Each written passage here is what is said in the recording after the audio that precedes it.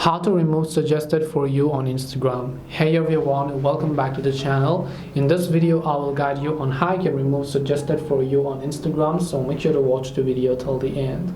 If you want to remove suggested for you on Instagram, all you have to do is go ahead and then first of all make sure to launch your Instagram application here.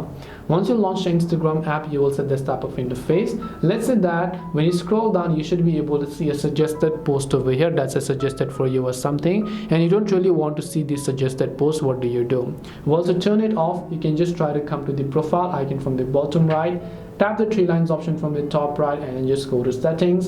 And when you go to settings, you can scroll down and look for suggested content. When you tap on suggested content, here you'll find the option called snooze suggested post. All you have to do is just turn this thing on, and suggested posts are hidden in feed for 30 more days, and you will not be able to see any sort of suggested post. This way you can remove suggested for you on Instagram. Hope this video was very helpful. If you have got any questions, feel free to leave them down. Thank you for watching and see you in the next video.